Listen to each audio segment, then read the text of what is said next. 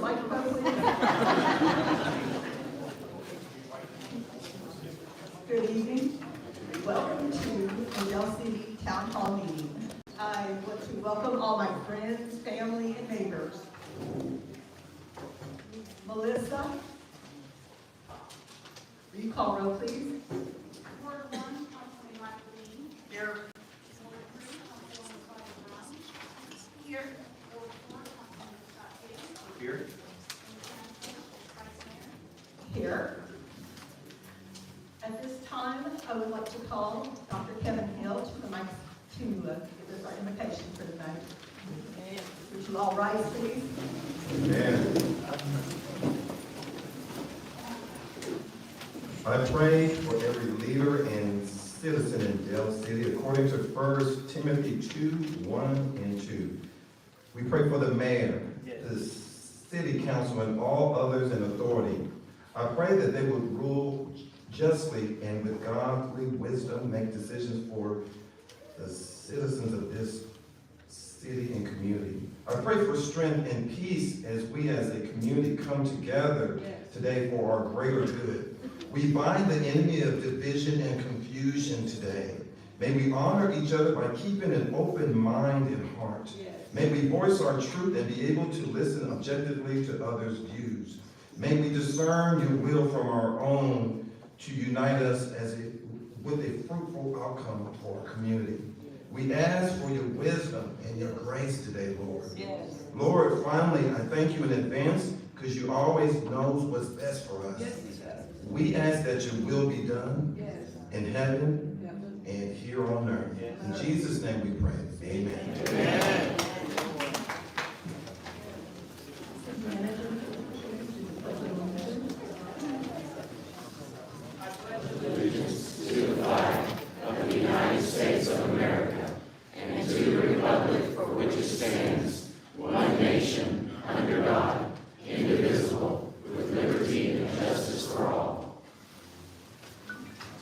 That brings us here to your judgment, because we are all here to fight.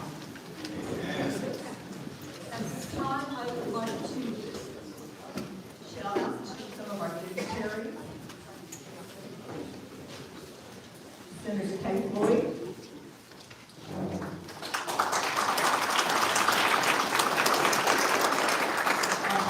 Council Representative Andrew Gate.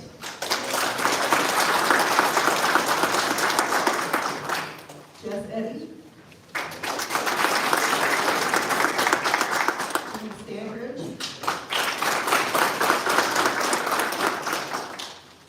And at this time, I would like for JD to step up to the mic and give us an update on what's going on in the city.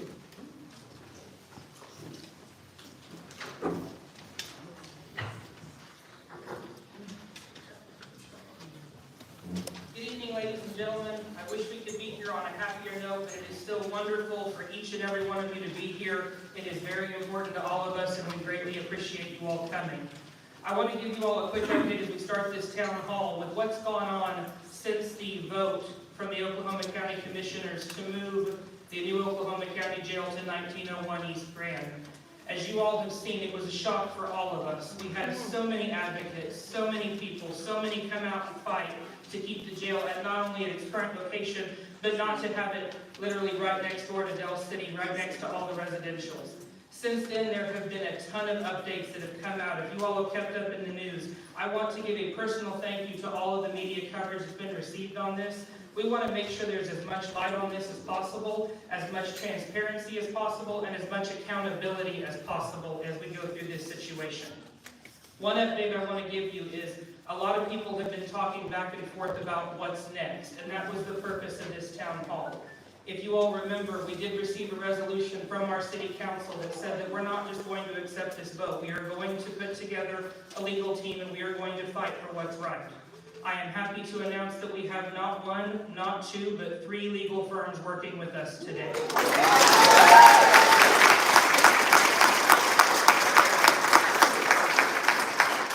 Each one will be getting up to speak to you momentarily, but just so that we can introduce, we have our first, our main litigator, which is going to be White and Weddle, and we have Mr. White here available. If you just want to quick stand up and say something for the audience. Okay, second. We also have Blaine Nice with Beller Snyder. He is also our municipal judge here in Del City, and he is a Del City Eagle from 1978.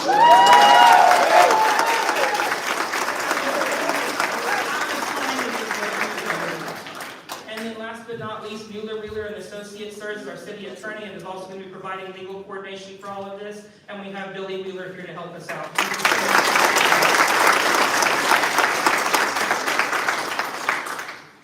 After we passed the resolution and we started looking for law firms, it was amazing. We didn't actually have to go out and start looking as much as they called us. How can we help you? What can we do for you? That was what we were looking for. This wasn't right. We don't feel that it is right. And if it is right and just, then let it be said so. But right now, we're not seeing that. And we're very happy that we have these legal firms here defending us today.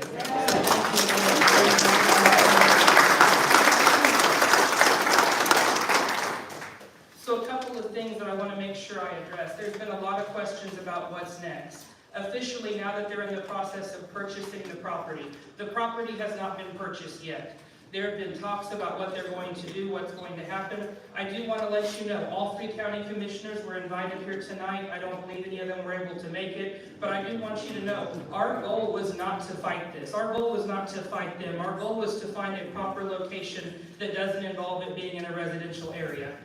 It did not happen, so we have to move forward with this. So a couple of things I want to address from the city's standpoint. We do have our legal firms ready to go, but right now it is sitting with the Oklahoma City Planning Commission to rezone. We're currently in the rezoning process. If the rezoning process doesn't happen, there is a major possibility that it just has to stop there and they have to look for another location. I know we have other people coming up and saying zoning doesn't matter, sovereign cities, sovereign counties, the sovereign state. There's all many things that have been brought to our attention, but we are still going to go through with this like anything else. They wouldn't have filed the application to rezone if they didn't have to. So now it is with the Planning Commission. That is scheduled for April the 11th. We will have documentation and things on our website, but that's going to happen first with the Oklahoma City Planning Commission. The Planning Commission has to make a recommendation to approve the rezone or not approve. It is just a recommendation, and then it will go to the Oklahoma City Council for a final vote. Depending on how Oklahoma City decides on what's going to happen next, we'll decide on where our case goes from there. As of right now, our goal is for them to agree with us and say, no, it doesn't need to be rezoned for this, and it needs to stop here, and they need to look elsewhere, or more importantly, they need to leave it where it already is.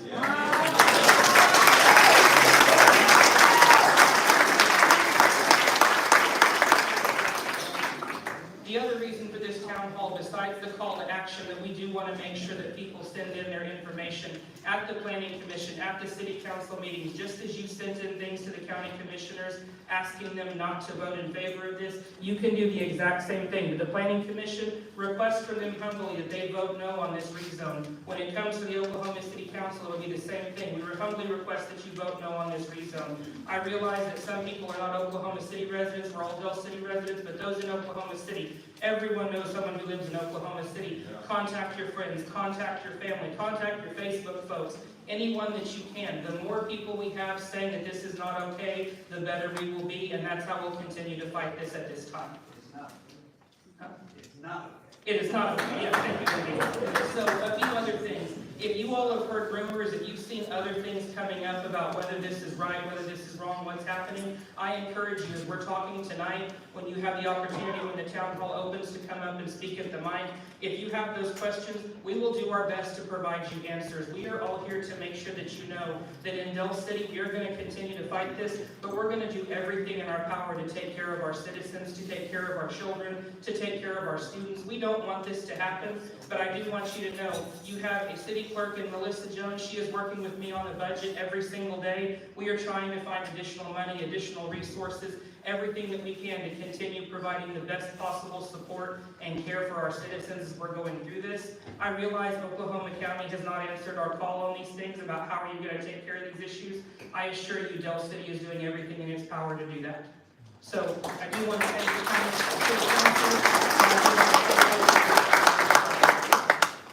In the meantime, the other items I want to bring up as we're moving forward with all of this, if anyone has any questions questions, if anyone is just unsure about something, please make sure, in addition to being open for the town hall, will be available after this. Many of my staff are going to be here. The city council is going to be here. Ask questions, give us ideas. If you have thoughts for anything that we can add to on the legal side, I know we're going to be going into it here in a minute. If you have anything to add, please do so.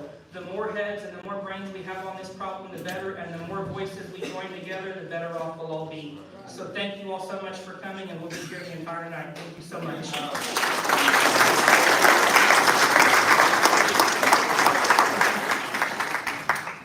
Next, we would like to get House Representative Andy Fugate to come up and give a few words on this issue.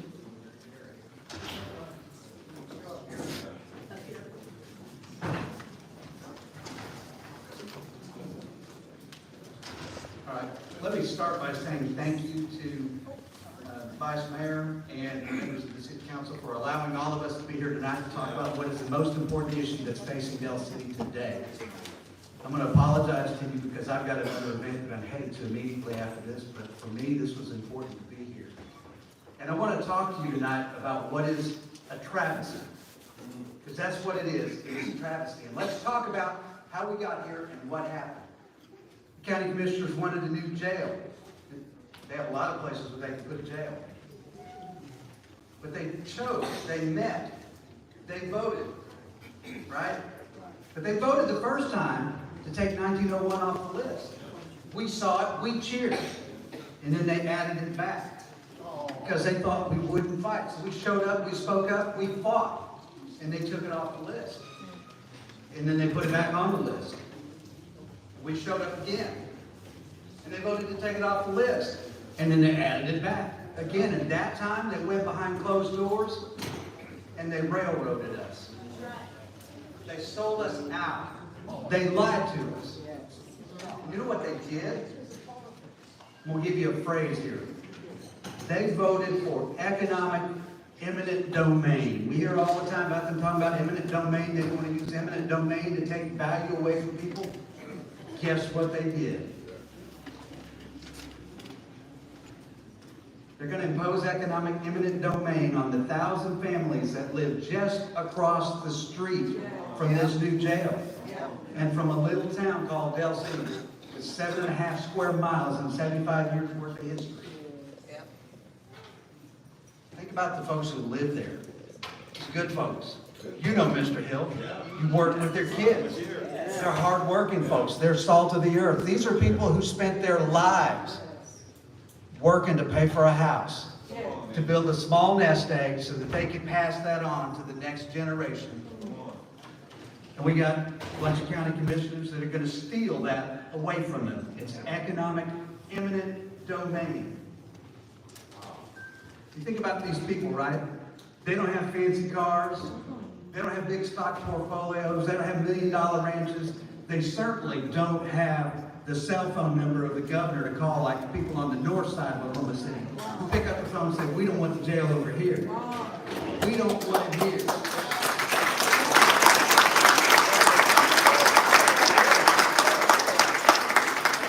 Building this jail across the street from all of these good folks is going to steal their nest egg. It's going to leave those folks with nothing to pass on to the next generation except faded dreams. Now think about that location for just a minute. There are no public services in that area. There are no bus stops in that area. It's miles away from rehabilitative services. It's miles away from treatment services. It is miles away from the court. It is miles away from bail bondsmen. It's miles away from the attorney's offices. It's miles away from employment services. But just yards away, just across the street, is an older, established neighborhood with a local elementary school where about 600 little kids walk to school every day. And overnight, we're going to have a jail that's going to be releasing untreated prisoners who will have no place to go, no buses. They're going to walk across the street. What could go wrong? Folks, this is wrong for Del City. It's wrong for Oklahoma City. It is wrong for Oklahoma County. It's wrong for those people we put in that jail. It is wrong for their families. And the only people who think this is right are the people who bought up all the cheap land around the current jail and who are going to make a fortune when sometime they magically announce.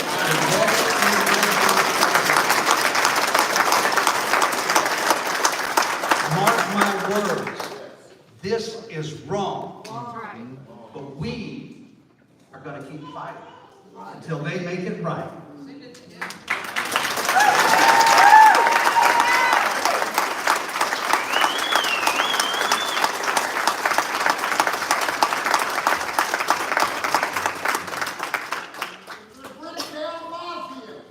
It is. Next up, Senator Peggy Boyd.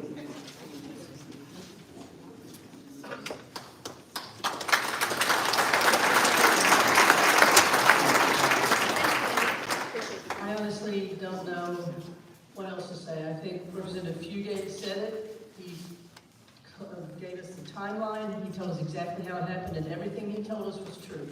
But I will tell you this, the meetings that I have gone to, I have one question, and that is, what has taken you so long to make these decisions, and why now have you put this neighborhood and this part of the city under this kind of time strain? And telling us they don't have time to go anywhere else. Well, they've had plenty of time to go someplace else.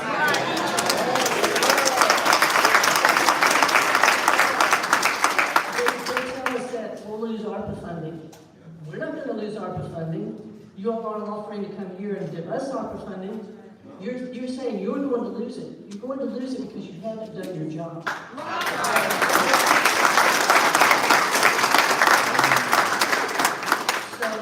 I just want to tell you all, this is a new part of my district. After redistricting, I've never had Del City before. I've never had Blvd before.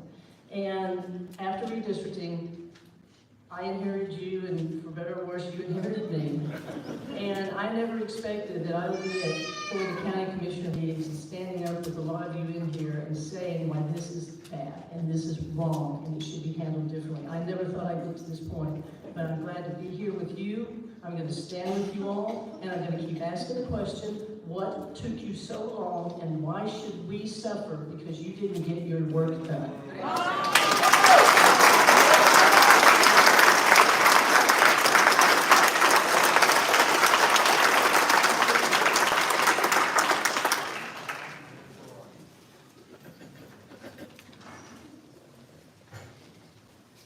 All right, next, Mr. Jessetti.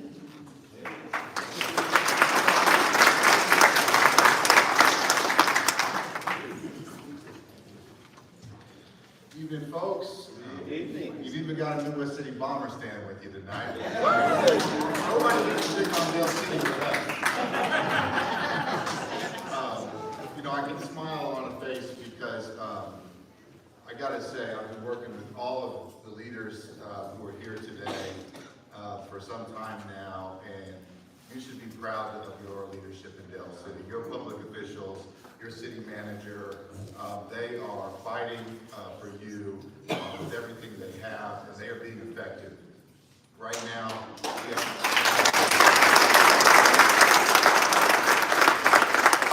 So my name is Jessetti, and I am a community organizer, and I go to jail trust and county commissioner meetings for the last 5 or 6 years because it's an issue that's near and dear to my heart as a formerly recovering alcoholic who struggled with substance abuses.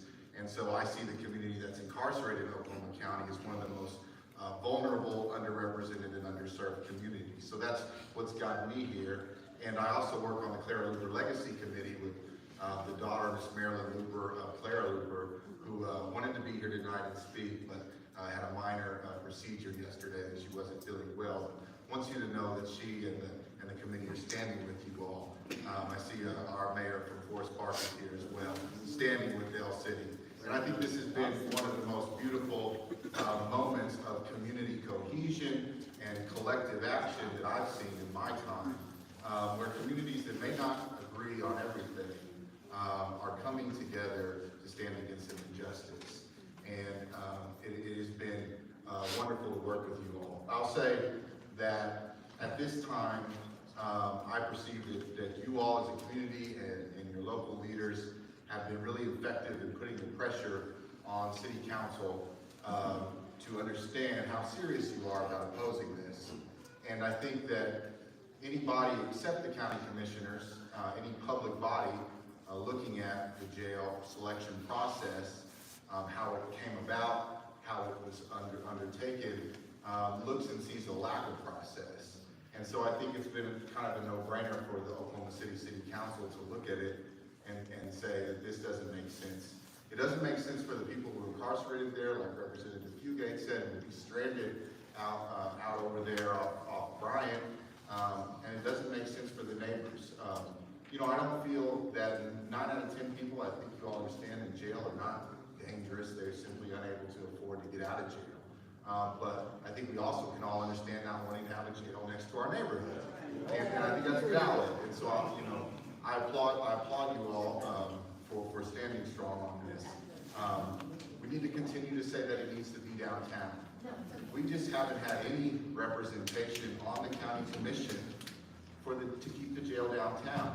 And unfortunately, Ms. Stanbridge will speak to you in a moment, can tell you, Mr. Hill, my elementary school preacher, can tell you, we've gotten mixed messages about why not downtown. Mixed messages, you know, and when you're seeing things that don't make sense, somebody's lying. That's right.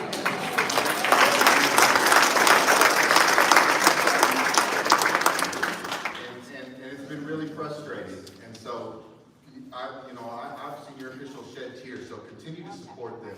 Understand that the city of Oklahoma City is probably a friendly body to you all right now. So I would encourage and echo what Representative Fugate and Mr. Hawk were saying. Email them with supportive, bombard them. The more that they are getting interactions, emails, phone calls from you all, you know, the more they're able to say, I'm getting a lot of pressure. It really does work. I know you all have been doing that, but you've got to keep it up, especially the city of Oklahoma City mayor. It's important for you all. He has a lot of influence. He's only one vote, but he has a lot of influence, especially publicly. So, you know, I think that hopefully you all can get him to support you in this too. The last thing I have to say, the commissioners have made every effort to divide this city. This metro, right? They tried to buy out Crooked Oak, and who knows what they're selling. You don't see Nichols Hills here. No. Right? They're not worried about a jail in their backyard. You know, we were fighting with the asphalt ground, we were fighting with the stockyards, and once theirs went off, they're not here anymore either, right? And that's why I'm proud to be an East Side resident and Northeast leader, to be here, because the East Side is still standing with Del City. And the East Side, it has been communicated to me and to us on the East Side more than once, a not veiled threat that we better let Del City go through, or we're next on the chopping block. And I want to tell you all that has been made very plain to me and to others. But we are continuing to stand here with you all today because right is right and wrong is wrong. Right is wrong in Del City, wrong on the East Side. And so I would ask that, and I think we're going to be successful in getting this off Del City. And I do think there is a strong chance that they'll try to put it on the backs of some other community neighborhood that doesn't have the political power of the Bricktown Mafia.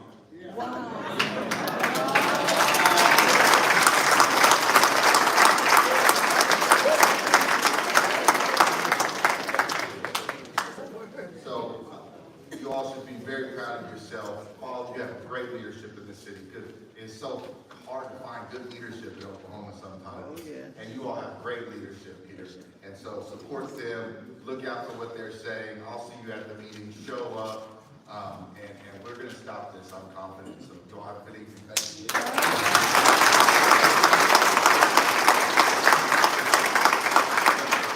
Next, I would like to call up Mayor George Smith from Forest Park.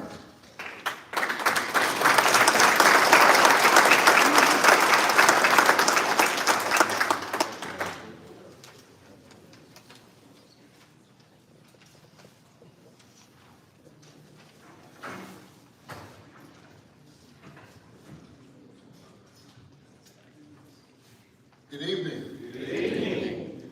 As I was introduced, I am George Smith, and I do serve as the mayor of town of Forest Park.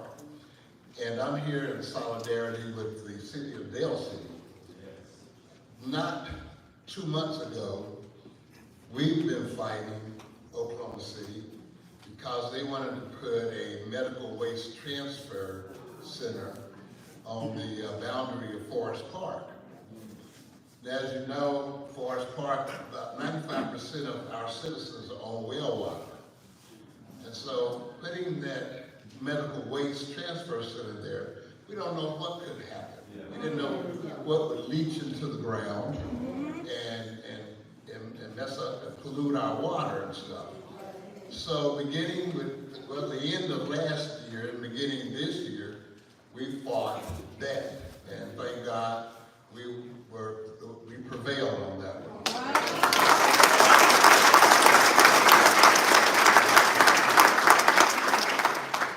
2 days later, we got a notice that we had heard that the detention center was not going to be on the east side and not going to be near Forest Park.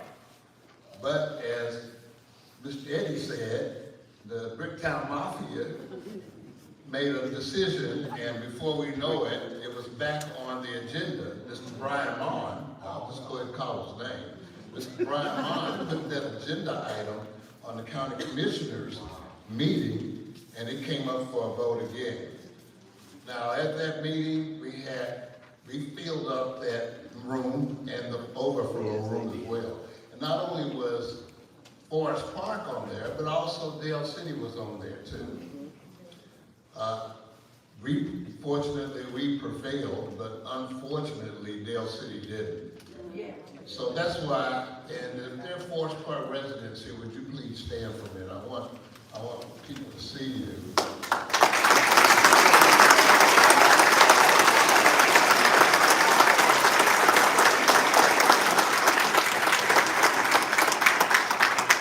We realize that we are in a minority. We are like David's fighting against Goliath. Yes.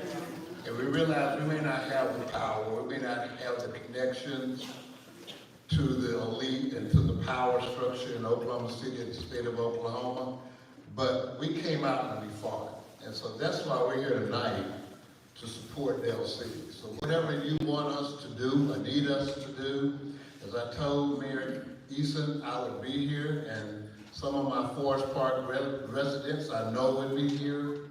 So we're here to support you.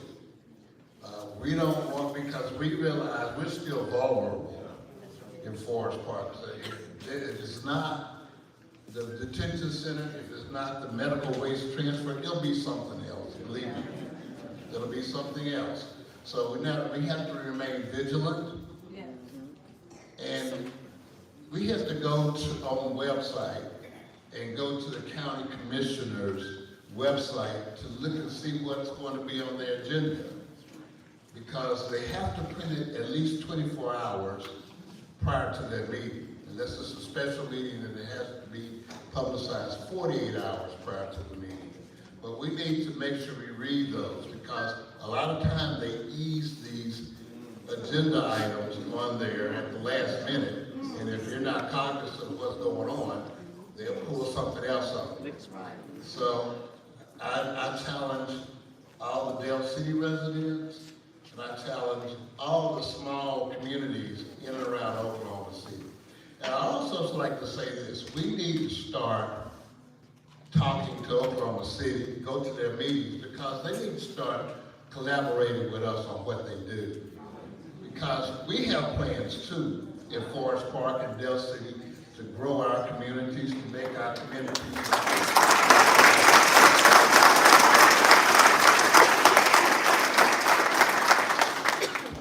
communities the way our citizens want them to be, strong and powerful and safe, so that our kids can walk to school, our adults can walk around and walk at night and get their exercise. So we need to be in collaboration with not only the county commissioners, but with Oklahoma City, because I know Dale City borders the city council area. I know we border Ward 7, so we're trying to be in talks with Nikki Nice or whoever's going to be serving after she leaves, so that let them know that we're not just sitting here doing nothing. We have plans. We have a planning commission. We have committees that plan and want to grow our cities. They need to know that, so that what they try to put next to us is not going to be in conflict with what we're trying to do. So I applaud all the Dale City residents. It's like you're overflowing, your hall is full, and be vigilant, because you're not wrong. We're supporting you in Forest Park, and I'm sure that other small cities, Midwest City, Spencer, they're under the gun too, are supporting. So let's keep on with it and keep the fight up.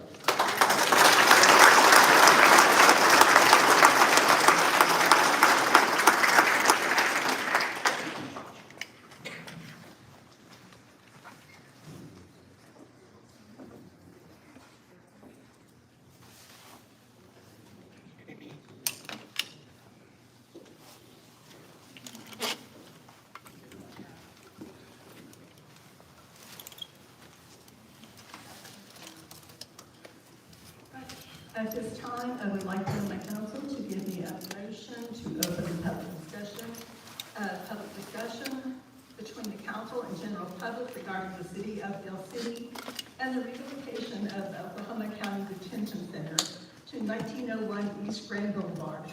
No city business will be discussed tonight. No decisions will be considered or made. I'll make a motion that we open the discussion. Second. Take a vote. Councilwoman Brown? Aye. Councilman Tatum? Aye. Councilman Dean? Aye. Chair votes aye, motion passes. We are now open for public discussion. You want to have the discussion? I'll be brief.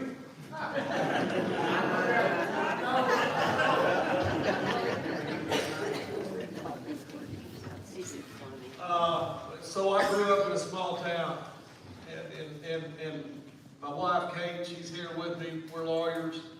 Blaine Nice, Billy Wheeler, fantastic lawyers. Blaine Nice, one of his specialties is land use law. There's no one better. And the city of Dale City reached out to Blaine, your local guy. And he's going to fight like heck on what's going on with council over the city council and the placement of this jail. Growing up in a small town, every county I go to, the jail is connected to the county courthouse. Every county I go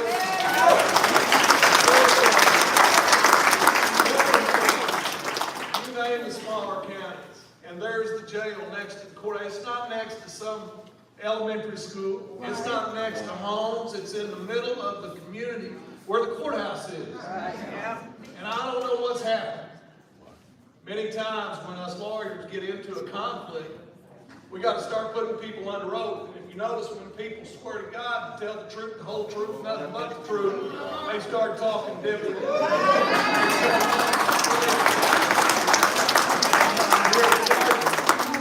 I'm here to tell you, we're going to ask the questions that we hear tonight and more about what has gone on and why are we still talking about this issue being on grant.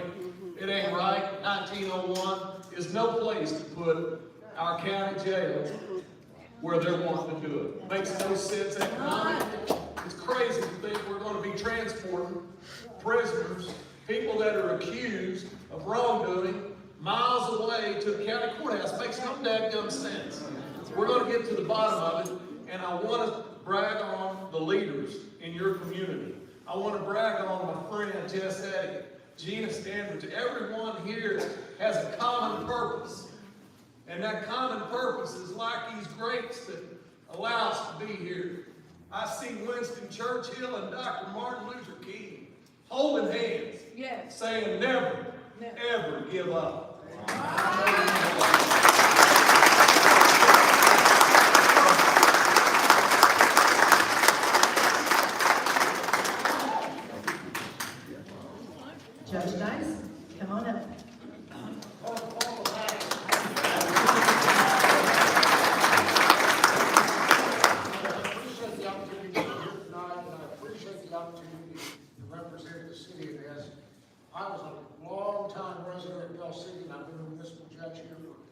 37 years, and I'm honored to do that.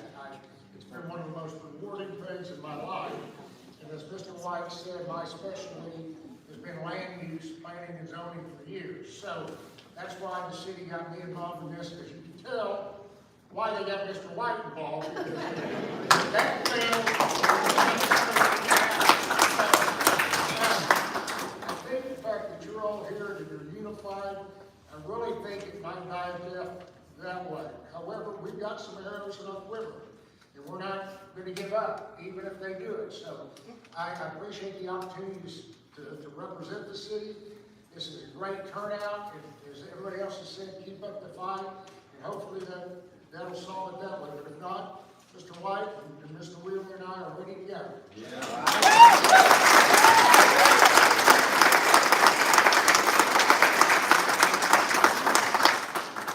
City Attorney Wheeler, come on up.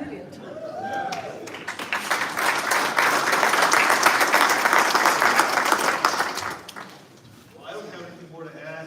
What's been said by our great council already.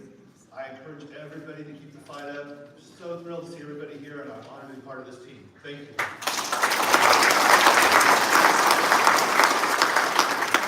Those are our three attorneys that are going to represent us. And I think he's done a good job.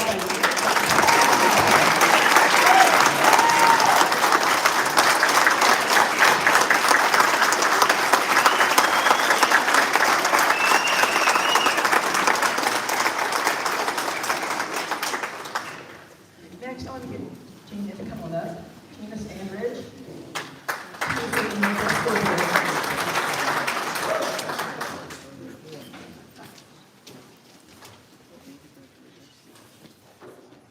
Good evening. Midvale Schools has been on this fight since late August. Early on, Dr. Cobb and myself could see the writing on the wall. We knew something wasn't right. The one thing I want you to remember is I have seen so many locations come off of this list since August with not even half of the rationale and valid reasonings that we have given.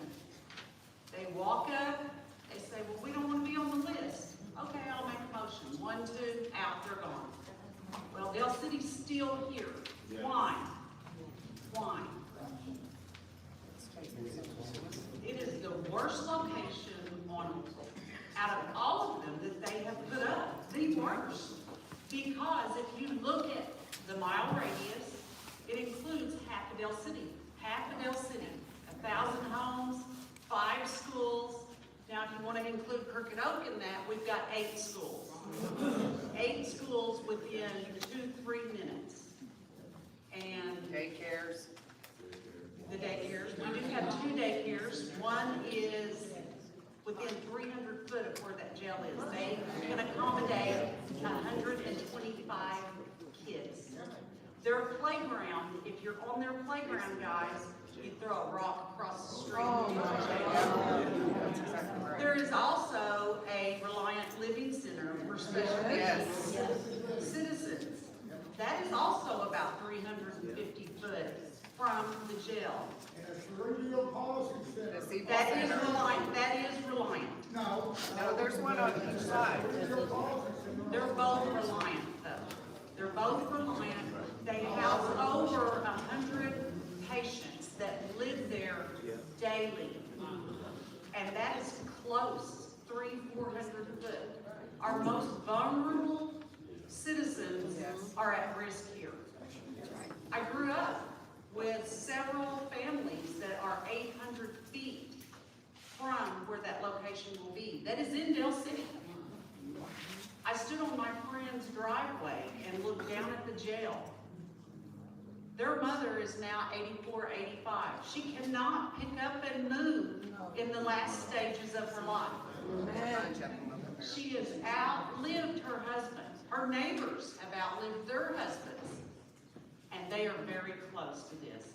But the one thing, why are we building this jail on the backs of our children?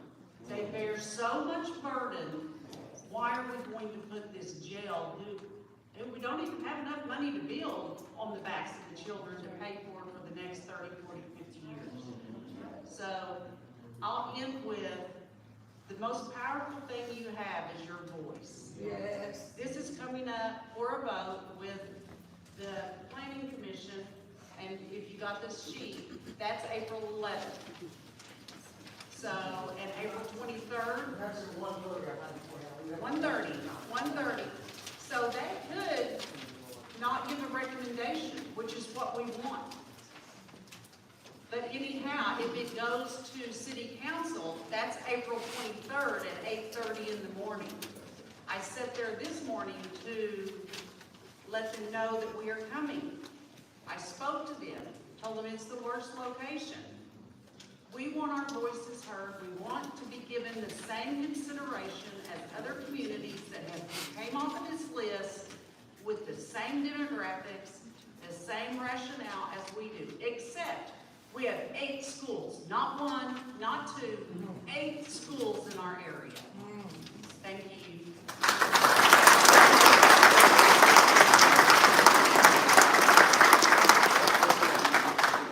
So I know that you have all realized by now that I am not Floyd Eason.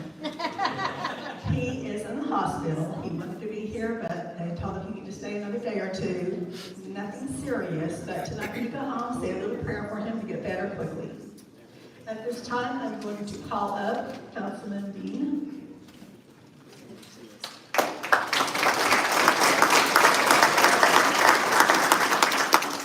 Thank you everyone for coming. As we can see, we have a great community here, great neighbors, our friends from Midwest City, from Forest Park, everyone who's here. And that's part I wanted to go and say is that we have a community that we all help each other, all throughout this metropolitan. We respond with each other for any emergencies. We can go and fix things. And what we have is we have a very nice suburb. That's what Del City is. It's a suburb of Oklahoma City. Oklahoma City surrounds us. And now whenever we're going to this planning commission, they don't plan to even listen to Del City. How in the world could you have that kind of attitude with your neighbors? You're supposed to love your neighbors. You're supposed to at least go and have some respect for the different ones. So we ask our friends at Oklahoma City, for the planning commission, for the council, to please listen to Del City. Please realize that the 300 feet that you sent out the notices for the planning commission, that is 6 houses. 300 feet is no distance at all. They're going to get no replies. Everything's going to look good. Why? Because it's not 500 feet, which is where our houses start. And so whenever Del City goes and puts out a rezoning ordinance, we go and do at least a half a mile, if not farther. And so do the other communities. So again, please use some logical sense. Please make sure that you listen to your community. The last thing that they want to do is have Del City decay because of this jail that's going through. The next thing is the other thing that we ask for the planning commission to do is put out a special park towards the park. Our forefathers in Oklahoma City made up 4 regional parks, and Trosper Park is one of those. Who is going to speak up for Trosper Park? Everybody likes to go and possibly use Trosper Park. Everybody has that opportunity. It is a public entity. It belongs to everyone, not to the city, not to this. It's a public park, and so somebody needs to stand up and defend that, and I hope that the planning commission will do that too. Again, thank you for being such a great community and being here.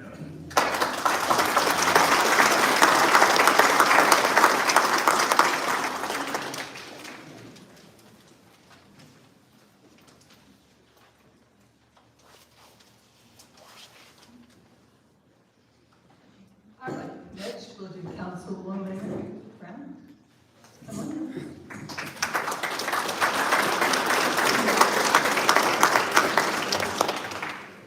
Good evening, everyone. I do not want to take up a lot of the time because we're here to also listen to you. I want to give this opportunity to our constituents, to our residents, to our neighbors, to speak for themselves and to let the world know and let Oklahoma know, let everyone listening know that we do care and that we have people here that are important, that, you know, we may not look like Nichols Hills, we may not look like the Village or anywhere over there, but we are just as important as everybody else that was on the list that got taken off. I'm also here to just continue to encourage everyone, like it has been said, to reach out to the commissioners, the planning commission, and to city council, and like was said before, humbly request to not put it here. And that humble is very important because we do have a lot of people that will be reaching out to them. And we want to make sure that we are not, treating them like trash as if they have already treated us. We are going to give them all of the reasons why it is not right to have it here. And what's most important to be said is that it needs to stay downtown. Right. It doesn't belong in my neighborhood. Right. It doesn't belong in Forest Park. It doesn't belong on the east side. It doesn't belong in Choctaw. No. It doesn't belong anywhere else but downtown. Yeah. And like the gentleman said,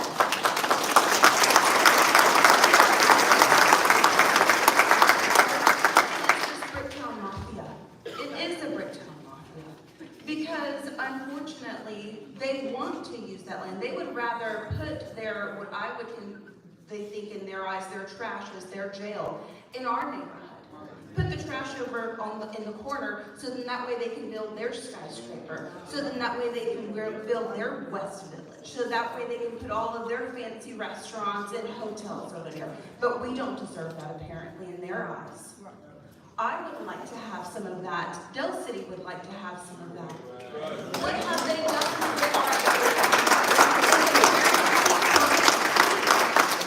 They can barely keep their side of Bryan clean. So we are just asking that you stop putting your trash in our neighborhoods just to save yourselves, just to save Oklahoma City. Now, again, we'll humbly request, we will be very kind, very nice, appropriate language, but we all know that this is wrong. Yes. It is wrong from the top to the bottom and inside out. It is absolutely wrong, and I continue to say that, and I love you guys and the support. Thank you guys all.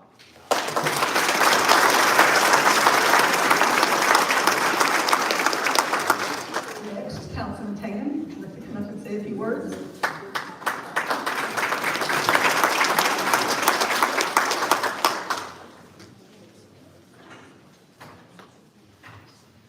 Good evening, everyone.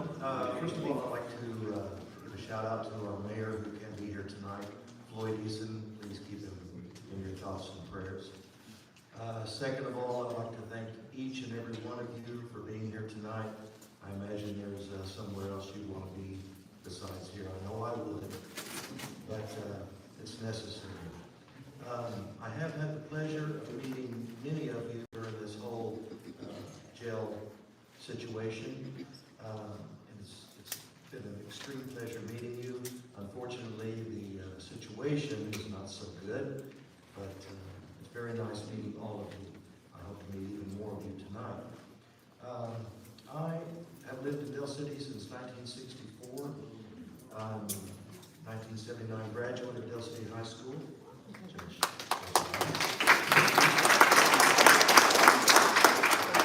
I've seen a lot of ups and downs in Dell City.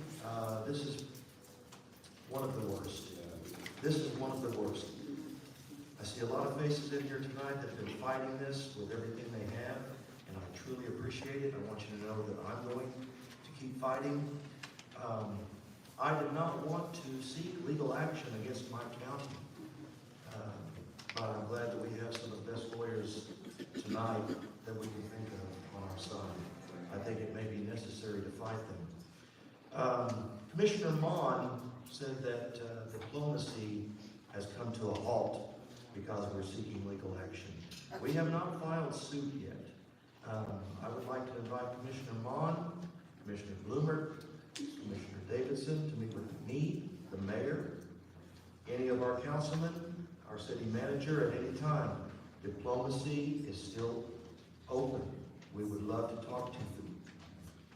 I want to know that your fight in this is so appreciated. We need each and every one of you. I wish the news would pan and look at this sea of faces here tonight. It's not just you, but hundreds more that the commissioners need to see that are on our side in this fight.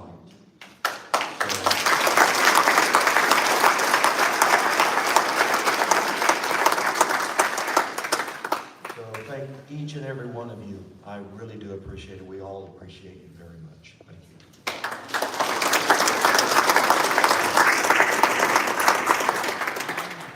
Okay, so we are now going to start our public discussion portion. Anybody that would like to come up and take the mic, sir? Please remember to try and keep it within 3 minutes and be respectful. Good evening. My name is Joe Vogel, and I live in Ward 2. I have a question and then a couple of things I'd like to say. Does anybody know for sure the current jail, do they own that land that jail sits on? Yes.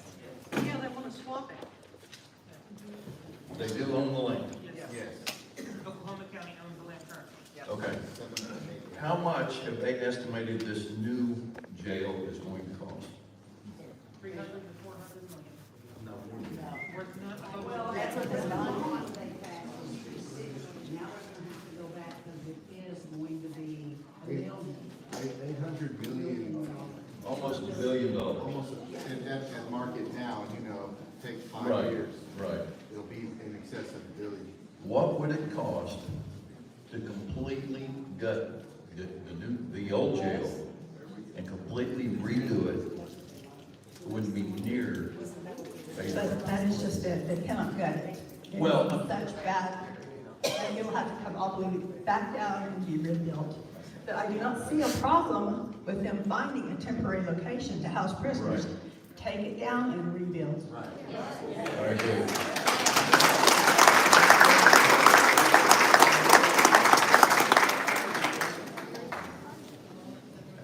I'm gonna do like I'm in church, giving honor to God and all the legalese and all that kind of good stuff. I'm gonna try to be short. My name is O.L. Greenbush. I lived at 3004 Hillside, and I did work with City Councilwoman Nikki Nice when we had B&H Construction was doing some construction along Bryant and Hillside. All the red dirt when they were doing the excavation was coming down our street. My parents owned the home, and I took over after they passed away. But all the red dirt coming down the street embedded itself in the vinyl siding and so forth. So I called Councilwoman Nikki Nice and I said, we didn't get to see the impact study of whatever it is they're doing over there. And she said, well, we would like to see that too. And so what they had failed to do was follow the guidelines for the little erosion barrier to keep the red dirt from flying down the street. So after she got involved and the whole city council had some conversations, B&H called me for a stand-up to go over and look at the property and see what they could do to help remedy my situation. And we were successful. They ended up putting up the barrier. The problem was is that the zoning committee did not give them the zoning change to put up larger fences. So again, Oklahoma City working against itself. Now, also, Councilman Dean, I am that individual that has been calling you about things. State Representative Fugate will tell you I've called him on a couple of things. I like to stay involved. I grew up in Kerr Village. I grew up in Musgrave, North Highlands, and Midway City.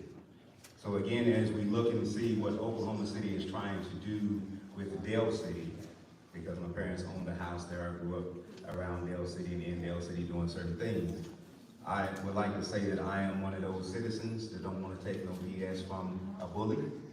I think that all of you deserve better, and so I'm gonna stand here in solidarity with all of you to say that this is not right, and we're gonna do something about it. And I wanted to say one other thing, but my memory kind of eludes me. Oh, this is what the infrastructure for that facility that they want to put in 1901. Again, you already stated that there's no bus circuits, this, that, and the other. What is it going to take for them to put in the infrastructure for electricity, for water, for sewage? You know, we're talking about people being displaced. The eminent domain, you see they did that with I-40 and displaced all of those individuals. We started talking about 15-minute cities initiative, the UN initiative, Strong City initiative, which I call the City Council on, Oklahoma City Council on, and also the Police Commissioner for Oklahoma City, when he mentioned that they changed their mission statement to include Strong City. Now I said, Commissioner, is that because you all have adopted the Strong City Initiative? Meaning that the UN will tell you what to do and so forth as far as doing your policing policies and law enforcement? And he kind of played that off and said no, and I called him a liar. Because that's what the UN initiative is for Strong Cities, 15-minute city initiative. Again, they want to push that jail outside the downtown Oklahoma City because they want the inner city to be a 15-minute city. You can bike, you can get there walking and so forth and so on mopeds within 15 minutes. So again, we as smaller communities need to understand what our infrastructure capabilities are, what our voting capabilities are, and if we have to, we can get our 2x4s. So again, and as I say to you all, I hope you're ready for this fight because behind you will be standing me.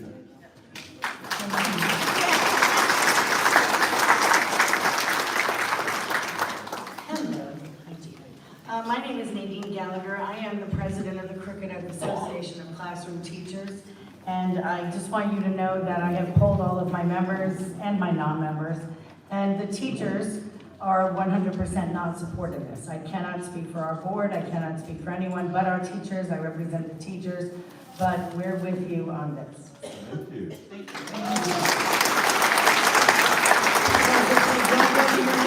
When they walk out of that jail, they're going to walk right past my school. And we have an open campus, and when my kids go to the library, they leave my building. And when they go to lunch, they leave my building. And when they go to gym, they leave the building. And they walk all over campus, and we have no reason to want to have a jail a quarter of a mile from our school and football field. So, thank you.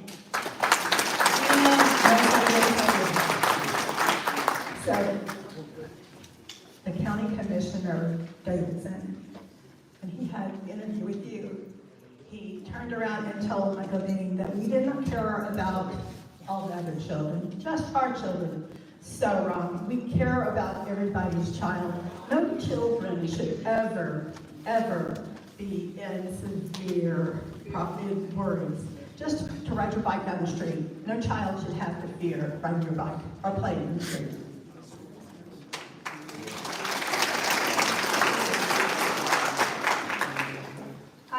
My name is Arlo. This is my first time doing something like this, so forgive me if my voice shakes. I'm a little nervous.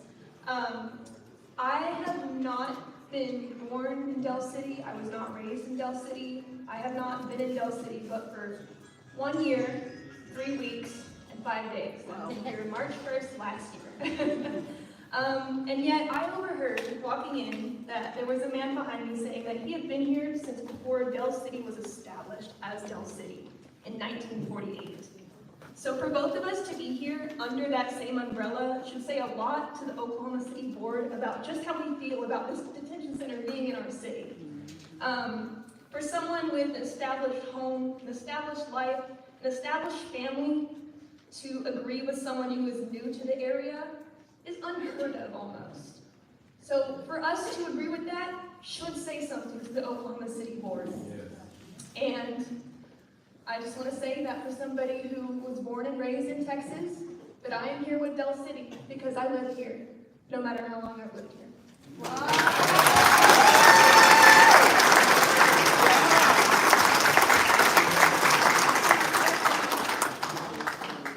My name is Mark Insco. I've lived in Del City since 2010.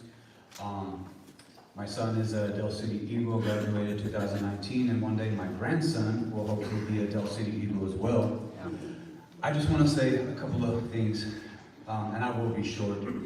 I'm proud to be a citizen of Del City. So proud that I volunteer with the Epperly Heights Neighborhood Watch, which is the neighborhood that's right next to where the jail is being proposed to be. I can walk to that location. It'll take me maybe 5 minutes. You want to know why they're not building it? My neighbors want to know why they're not going to build it where it is right now. Just drive around downtown. Look at all the new condos, all the new townhouses that are going on. Think about it. We're a city that's kind of landlocked. You know, we can grow inside what God has given us in this land we have right now. The money, follow the money. The money is going over there. It does not help Oklahoma County and Oklahoma City to have a jail in the middle of a thriving downtown, so they're going to put it on us. And so I'm proud to be live in Del City. I'm proud that our mayor is also the mayor, the vice president of the Epperly Heights Neighborhood Watch, and I'm really proud to live in Del City, and I'm planning on retiring here. I will say one thing, and this is one thing that kind of scares me. I've talked to a lot of my neighbors, and a lot of my neighbors are telling me that if the jail, if it is approved, they're selling their house. They're moving out. They're going to find another place to live. And I told them, I guess I'll miss them, because I'm staying in Del City, and we'll continue to fight this. So guys, thank you leaders. Thank you so much for what you're doing. I'm going to introduce you real quick to Pastor Mike Smith.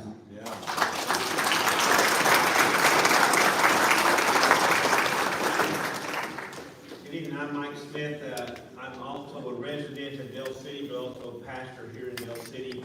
And over the last several years, as a resident of Del City, moving up from Bethany, I've noticed that the leadership in Del City has done a lot over the last 10, 15 years to just make fantastic strides on cleaning up the town, on taking care of business here, and just the organization here is outstanding as compared to other cities, and I applaud that. And the thing that I see is all that work that we've done here in Del City as far as cleaning it up, making it a friendly place to live, could be in jeopardy if they put this jail over here close to it. And there are businesses that want to come in town that move in our neighborhood that it would jeopardize them. And so I applaud this effort by our city to do this, and we're going to, by God's grace, we're going to see it take care of it.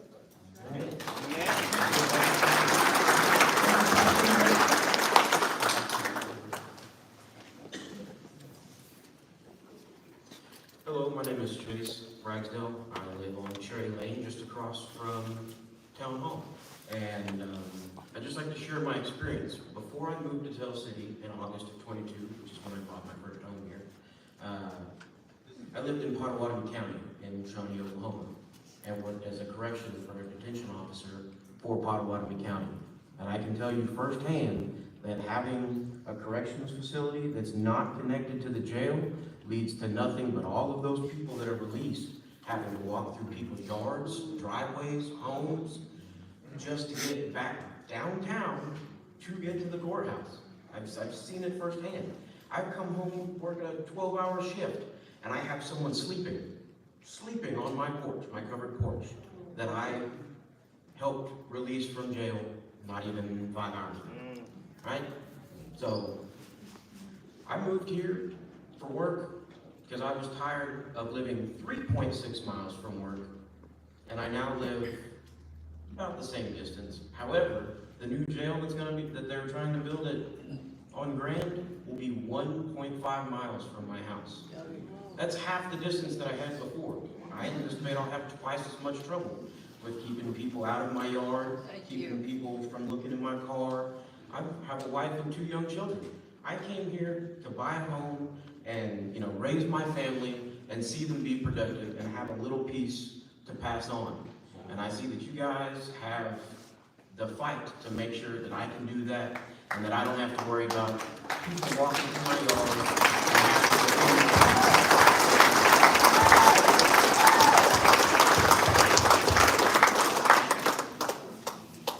Hello, my name is Jacqueline Owens. I am the mother of 4 children and attend Middale schools. So as you can imagine, I have pretty strong feelings about the location of the jail. I don't believe my children or anyone's children should be looking out the school window and casually see an incarceration facility right next door. That's wrong. But that's not actually why I came up here. Why I came up here is to add on to the infrastructure issue. We were talking about putting this on Grand, which is a 2-lane street. Oklahoma City is already not doing their part to upkeep their side of Grand. You drive down it one way, the Del City side, it's paved. The potholes are taken care of. The trash is cleaned up. You drive down the other direction, can't say that same thing. So what exactly is their plan to make Grand usable for this facility? Are they expanding their side? How often are they going to come out and take care of it? Is that being calculated into the, I believe, about $1 billion you said to build the jail? Is that included, or is that an additional fund that they're going to have to come up with? I don't appreciate them trying to put a jail in a location that they think is the dark closet. It's not. That is next door. That is where our kids play. It's not just Strasburg Park. It's the fact that they are going to take that 2-lane road, which by the way is a snow road, in case anyone doesn't know, and they're going to make it impassable for all this traffic. Where is all the traffic going to go that is going into the jail? Where are they going to go? Where are all those construction vehicles going to go? It's a 2-lane street. And if that has not been factored in, that is a major problem.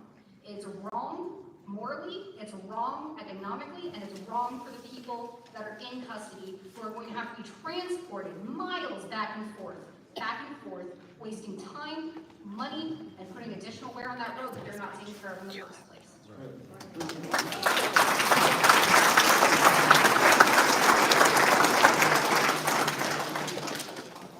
Hi, my name is Larry Hopper, and I don't mean to disrespect you all, but I'm going to make my comments to the crowd here, okay? Probably brief. I grew up in Del City, moved here about 1960, 1975, graduated Del City High School. I'm what you call a certified planner, and as such, I need to kind of help out with communities that are basically being left like this. And I live in Oklahoma City, around 59%. I'm wondering, how many folks in here don't live in Del City, but live just past 44th Street in Oklahoma City? I'm the only one. Okay, raise your hand, yeah. So for the rest of us, you know, me, you have friends who live in Cherry Hill, south of 44, or Roberts Highlands, or Pollock Meadows. You talk to your neighbors and get them involved, because it's true, they're the ones that, you know, really listen to even more so, like planning commissioners and city council. I have talked to Councilman Costello. He was my worthy opponent. Rub me. I mean, if you could win an election based on how many dollars per vote, I would have won, but I couldn't find $200,000. Yeah, the Todd's not that. Okay. So get your friends involved. One of the things I would say is, when you go up to your planning commission, keep your notes to the 2 minutes. Try to have some comments made. Don't try to be too repetitious. They really want that. For you to kind of say something different to the person before you. And, you know, even suggest about how, even if it can't be exactly where it is, there are those 2 great sites of exchange in Reno by I-40 next to the Noisy Highway, and the other one over there half a mile away at Penn and Reno. You kind of say, why not there? That's not exactly downtown, so why not there, but not here in Del City? Because everything that y'all said is right as rain, jail being over here is wrong. So enough said about that. And I think that's probably enough. I probably said too long as it was. But thank you, and thank you all for letting me speak.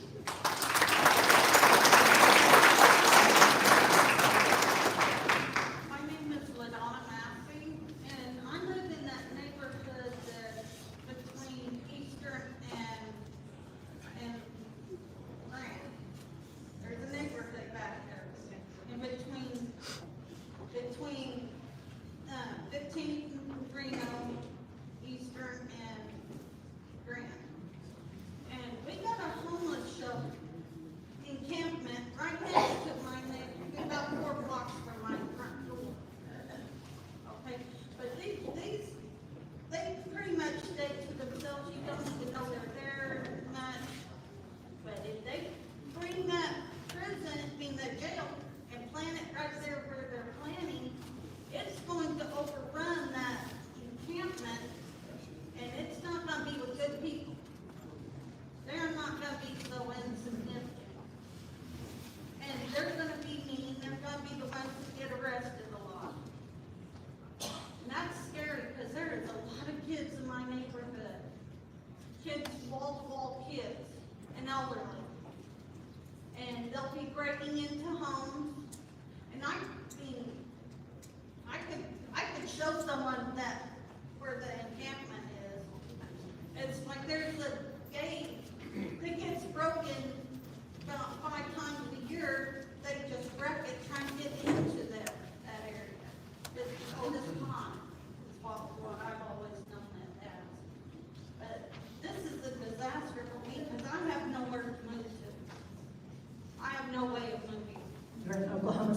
So call your councilman, there's brochures on the back, email your council person, email all of them. Don't stop at one person and just keep emailing them. But this is getting scary. Because I already had an incident with a man who was bipolar schizophrenic. And if it wasn't for my dog taking off after him and chasing him away, I probably would have had to shoot him. But, about a week later, that same gentleman was pestering people coming out of a convenience store, and the police ended up having to shoot him.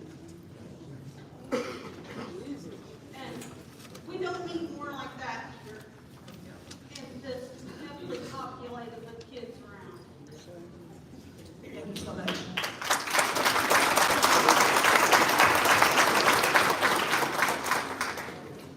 Appreciate the council for putting this on. I'm Josh Schultz. I run our Chamber of Commerce here in Del City. And since we're saying what year we graduated Del City High School, class of 2018. I'll get yelled at later for that. Real quick, as a resident, as a Del City graduate, as someone who has stayed involved in their community, I think it's really disappointing what we have to do here today. You know, we couldn't be here under better circumstances. Mayor Smith, I appreciate you being here. They tried to pit us against each other, didn't they? You know, they wanted to divide us at Eastern Oklahoma County, but they failed. Jess, I think as a Midwest City Bomber, sometimes we don't got a lot of good things to say about each other as Eagles and Bombers and Titans, but we do now. They definitely figured out how to unite all of us together. You know, they don't want to put it in Nichols Hills or the Village or in Oklahoma City because they're worried about the property values. Totally understand. They don't care about our property values here off of Bryant, and I think that is the concern that we have as citizens here today. We need to stand up and fight, and that's what, as the chamber, we've had several citizens come up and ask about how we can donate, are we going to get involved? So we have set up a GoFundMe to collect funds in order to help fight the legal battle against Oklahoma County if it does come to that. Of course, I think everyone here hopes that we don't have to go there, but if we do, we will be taking in the funds and then obviously donating that going before council and doing that, keeping an accurate record. No funds will be kept by the chamber. There's no service fee as well, so we will not collect any money. So that will just go from us, and then that will go to donate to the city if needed. If those funds are not used, if the legal battle is done and we didn't have to donate any of the funds, those funds will then go to mental health nonprofits to be able to help residents of Oklahoma County inmates and the Oklahoma County Jail. We hope we don't have to go to that far, but if we do, the chamber is here and supporting the city. And so I appreciate y'all's time, and I'll leave it to everybody else who has to speak. Okay, also the QR code is set up on the door going out, but also at the back table if you want to screenshot it with your phone. There we go.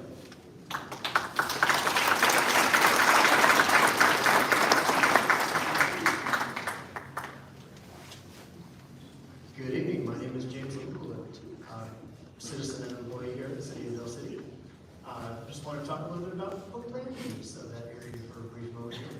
Currently, the location that they're looking at trying to obtain for this is zoned as a heavy industrial usage.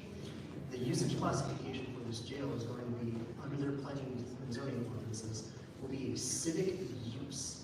If it's so civic, why are they trying to push it out to the borders of their township? We are a 7.5 square mile community, landlocked on all sides. We do not have the luxury or the ability to be able to put any kind of buffer barrier around to get the infrastructure in to be able to support this. Why are they trying to do this here? That location is surrounded on all sides by the PUD to the south, the planned use development to the south. It is light industrial and a mix of single-family residential and some heavier residential around it. It is bad zoning. It is a bad location. It is a bad plan. Thank you very much.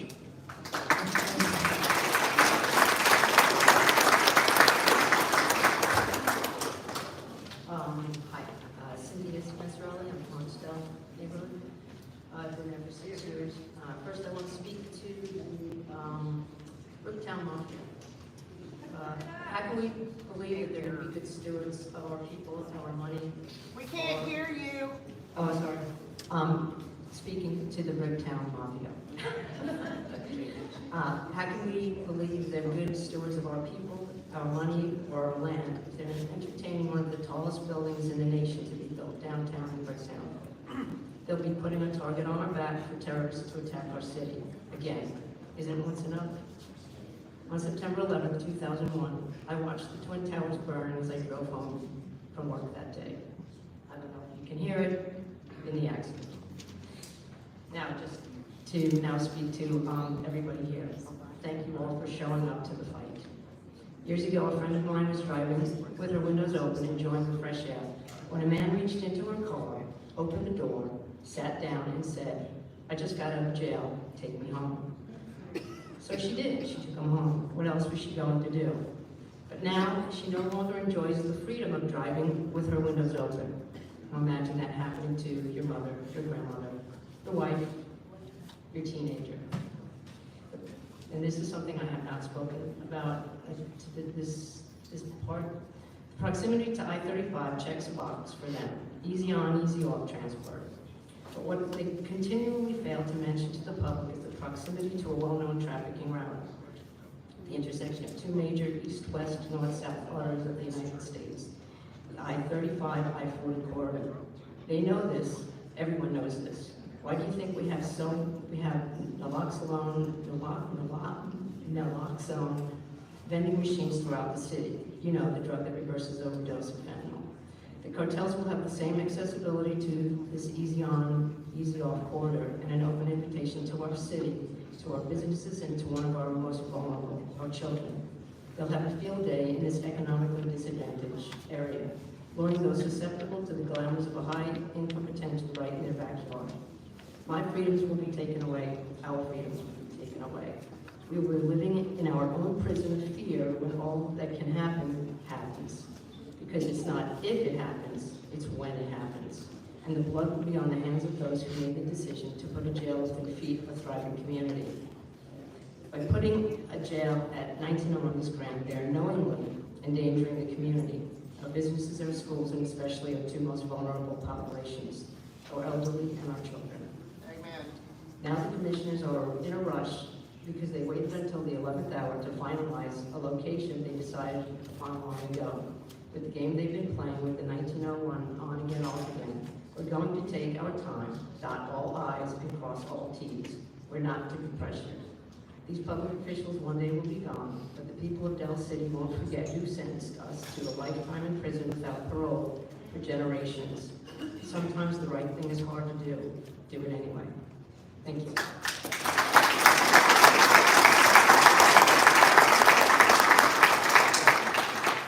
Good to see you guys again. My name is Robert Kuhn. I live on the corner of 21st and Bryant. And I'm a long-time resident at that location, as you know, is not very far from the location that we're talking about. Before I get into, I want to ask you a question.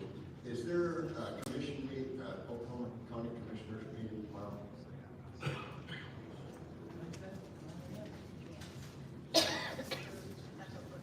Sure, I was wondering what's on the agenda. So I'll take a minute. Half of the people I know here because your friends, your family, people I've grown up with. Some of you showed up at the commissioners' meetings. That's how I met you. I met the mayor from Forest Park and these lovely group of people over here. I met Mr. King. We've all met so many by going to those commissioners' meetings. We've been up there fighting. It's not like we just showed up to the game.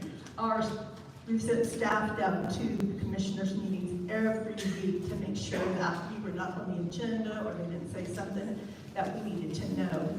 But I just wanted to say that I thank you for showing up. Some of these people don't live here in Del City, but we've met them at the commissioners' meetings to fight the fight for us. Thank you, Mr. King. Can I ask the council that represents us here in Del City, is there a connection there? I was told there is a Oklahoma City council somehow through your legal team? Very good. Because I can't wait to talk to the commissioners. This past week, or maybe it was last week, it was in the Daily Oklahoma, and I hope the news people get this. It was in the Daily Oklahoma that Brian Nunn heard about that individual on the city council and stated that he hopes he will excuse himself from voting on the zoning issue.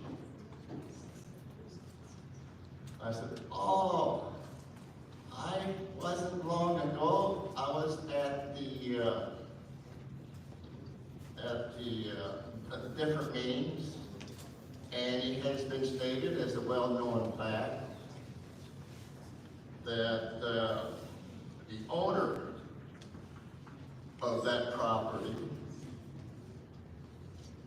gave Brian Nunn a large donation for his campaign, besides being a personal friend of his.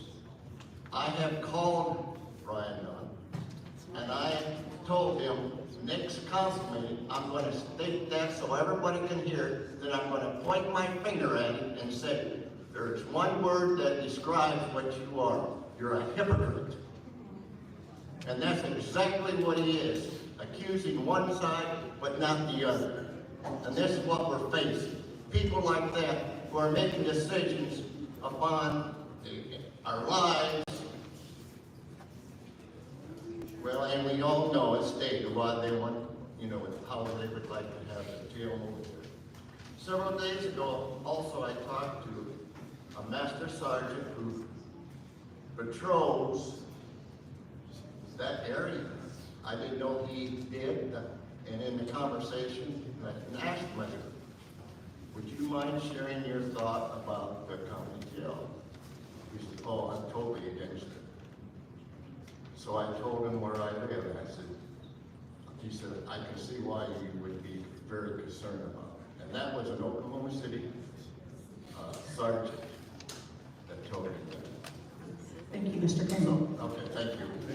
Oh, but one last way. If you go down Bryant on the corner of 21st, you will see a sign that says, no jail here.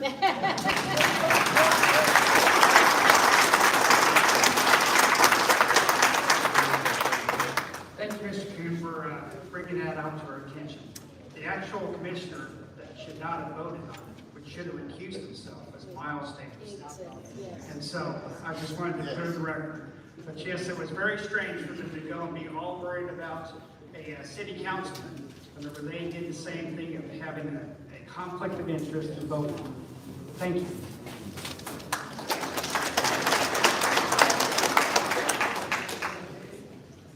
My name is Amy Stringfellow, and I've been a resident of Del City for 16 years.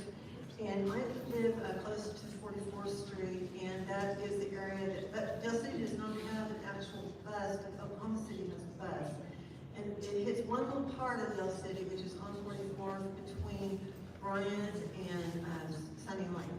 You know, my thing that I have noticed, I used to ride the bus, is that the closest bus that would be to that jail, whenever I was looking on the map on the bus route, is actually a little bit of a walk, but it would be the Del City bus number 14. I think there's one other bus the other direction, possibly number 40. But right now, with the buses being at the jail next door to the bus terminal, there's about 20 buses, and when jailers or people get out of jail, like 59 or so a day, roughly, they are dispersed among maybe 20 buses. They have to have a way to go somewhere. Well, if that's the only bus, like number 14, to and from the jail, possibly maybe a 40 if they go the other direction, that's going to put all those people on the number 14 bus or the number 40 bus, and they're going to be headed towards Del City. And I just think that people need to be aware that it's not going to be 20 buses they'll be dispersed against or among. It'll be like one bus and it'll be headed our direction. Thank you.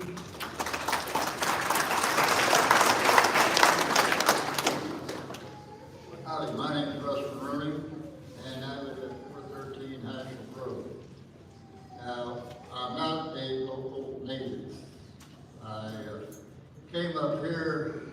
right after the borough building. I'm gonna be up here for 6 months. I'm gonna do volunteer work at Salvation Army, help them set up a counseling program. But I got kidnapped by a school teacher. So we know how that goes. But the thing is that, you know, I've learned that I really like to love this place. And the people in it. Now, I'm going to give you an example. Okay, a neighborhood we got, I kidnap my wife once in a while, and we've been on vacation all over the place. And we fly space A all over Europe. But the point I'm trying to make that is when I get ready to leave, or we get ready to leave, we just tell the neighbors. We don't need a neighborhood watch, they take care of it. Now, what's that got to do with all the rest of the stuff? Well, when I was in Charleston, I was setting up some programs, and I had to bang heads with the government, the state government. And what we did, we came up with a way of doing it. And instead of one little thing, we ended up with a statewide program. And what we did was to show them, you know, how it was to their benefit. Now, there was a gentleman that came up before me, and he took some words out of my mouth. That building downtown, you call it the city jail, is right in the middle of a building boom. Now, I ride my motorcycle through the whole town down there, and I'm amazed. The apartment dwellings and everything else are popping up like mushrooms. And that land is too valuable to the city. So, but when you say keep it downtown, I don't think you're going to be able to do that. My suggestion is that you come up with a lot of options for them so that they can't say, well, no, we don't have anything else. And if I had some lawyers, if I was a legal beagle, I'd be reminding them that, you know, if you put it forward this neighborhood you want, and every time one of those children gets hurt, or one of those old folks gets mugged, there could be a lawsuit against you. And it's not going to be cheap. You know, and the thing is that they're going to have to start looking down, okay, we've got all these people around here, all these lawsuits that we're facing. How much is that going to cost? You guys know better than I do. And the thing is that, you know, I don't like the idea myself personally. Now, I lived in Texas before I moved up here. And if you go down to, say, places like Amarillo, I was driving out of there and I started seeing these signs, don't pick up hitchhikers. And about 6 to 8 miles out of town, that's where they're kind of jails. Now, they seem to be able to get into to and from the court okay. But the point I'm trying to make that is that we've got to give them options. And that way they can't come back and say, well, all you want to do is sit around and bitch, moan, roll, and holler and scream. No, we're coming up with ideas to protect ourselves and our children. Thank you, sir. Yeah. And one other thing I do want to say, you know, having this meeting here makes me very proud. During my tour in the Navy, I went around the world 3.5 times. And I've been in places and countries, for such as the Philippines, where if you had a meeting like this, you'd have the Philippine constabulary coming in, which they're not around anymore, but they'd have their M16 locked and loaded. And if you were in Turkey, they come in with breeze guns. And then you got Guardia Civil in Spain, Cabaneri in Italy, et cetera, et cetera. I'm not even going to get into South America. But the point is, I can get up here and bitch, moan, groan, holler, and scream about the government, about anything else, and go home and know that I'm still safe. That's just like everybody else in this room. You know, so when I hear people that put us down, our own people put us down, go travel a little bit, folks. Every time I take Kathy overseas, we come back and say, Lord, thank you for letting us live here.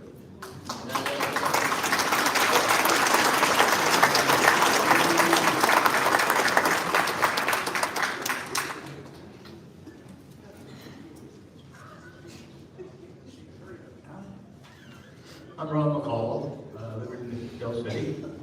Most of you already know me. A few of you even see me downtown.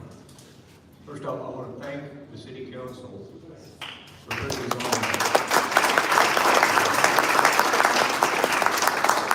We needed this time to learn on what's going on, what we're doing, what our plans are.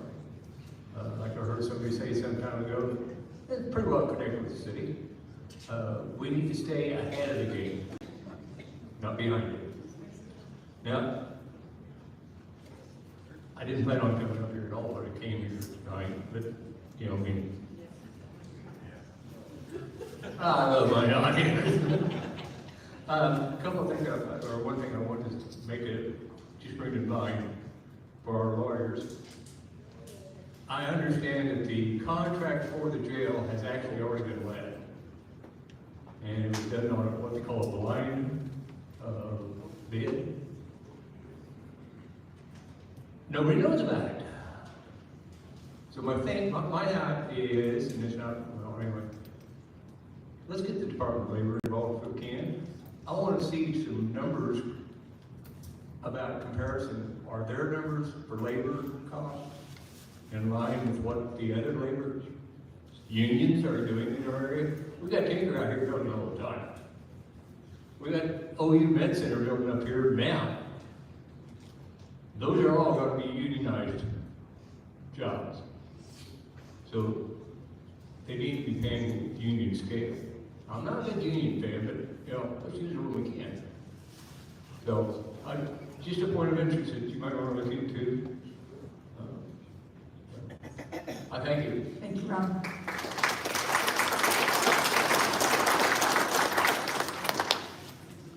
Hello, my name is Angela Allen, and I graduated from Del City in '85. My daughter graduated in 2010, my son in 2011. I have a grandson going to school at Everly. My parents moved here in 1970 to Del City, and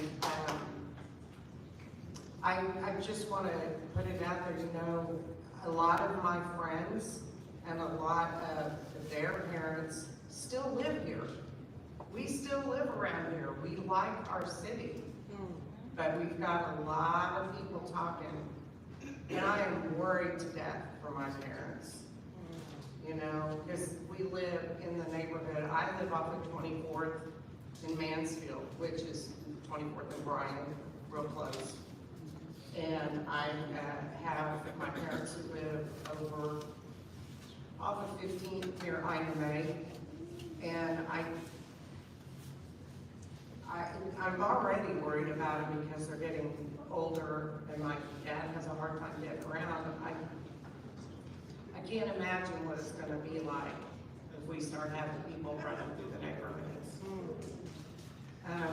Del City High School is 1 mile and a little bit as the crow flies.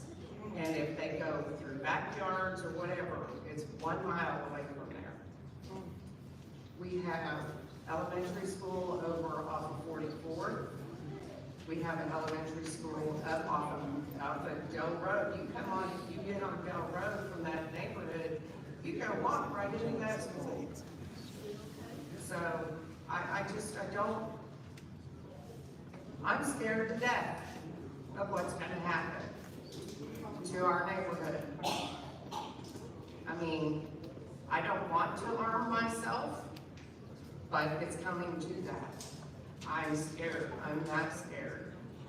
And I really feel sorry for anybody who's gonna have to live through that afterwards. So, like I said, a bunch of my friends and their parents are all still in Del City. So. Thank you.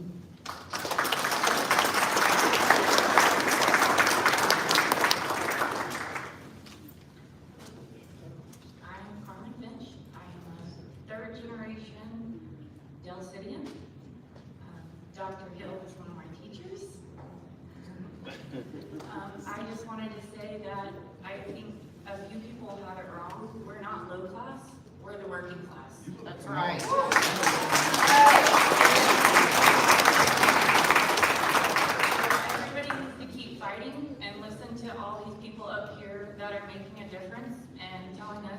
do and how to do it. Thank you.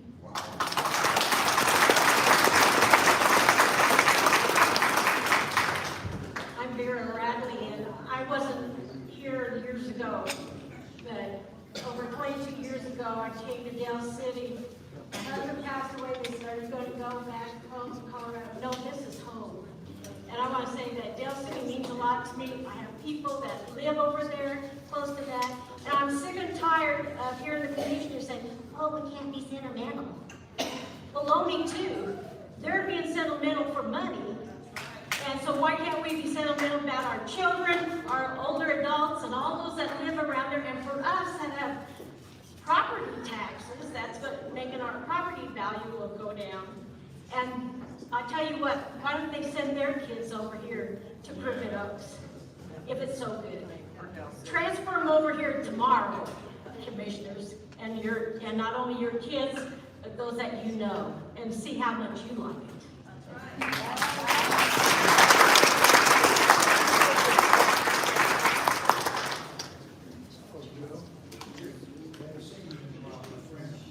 Hello, my name is Jerry Brown, and my folks moved to Dale City in June of 1947. I was 8 years old. I've been in and around the city ever since then.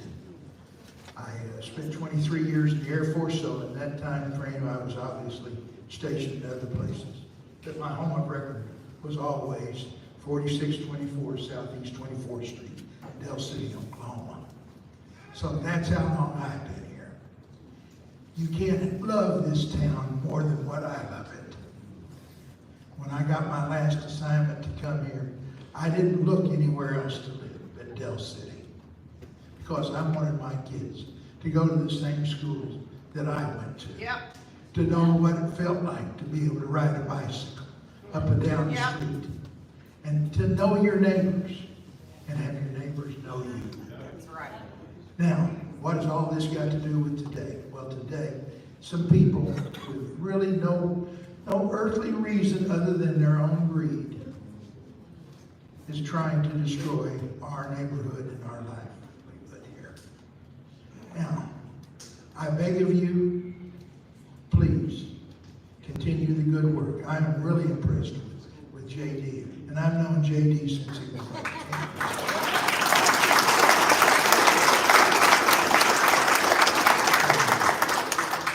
So, I really do thank you all for this.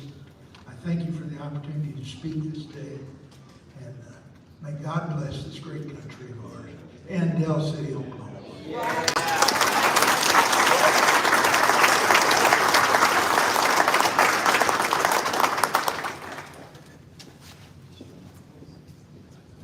Hello, my name is Melissa. I'm from Dell City. I'm a Dell City graduate. And I wasn't planning on coming up here to talk tonight, but I was sitting here thinking about a few things. I'm a Mid-Dell employee. I've been with the district for 10 years now. And I'm the secretary at Pleasant Hill and Forest Park. Thank you to all the Forest Park community members. And as we were talking and listening tonight, something came to mind. How are we going to convince teachers to come work at a school this close to a jail? Exactly. I mean, I see Miss Kathy Kirk, the principal of Everly Heights, Mr. Gilliland at Dell City, Dr. Hill, former principal. What are you going to tell these people? Oh, we have a great school, we have great parents, we're right down the street from a prison. I mean, teachers have enough on their plate. You go out to recess duty, your teachers are watching those kids like a hawk. Already. And now they're going to have to watch over by the jail to make sure there's not any prisoners or those who have been let free walking by. We're going to have to make sure our kids are not being watched because we're so close to the jail. And I just can't imagine. And when they talked about it being down the street from Pleasant Hill on Coltrane at one time, I was fearful. I was fearful. How many times will our school go on lockdown? What are our kids going to see on the way to school? So we already have a teacher shortage. We have a bus driver shortage. What bus driver is going to want to drive past a prison every day just to take the kids to school? And what kind of topics are these kids going to talk about and be exposed to? It's just, we're worried about our kids and we're worried about every price that they're gonna pay, but I'm also worried about the education system and what it's gonna take to get teachers in these schools down the There's street. school from bus us. stops right on Bryant, across from it. There's school bus stops right on Bryant. Exactly, and it's scary. It's very scary. Thank you.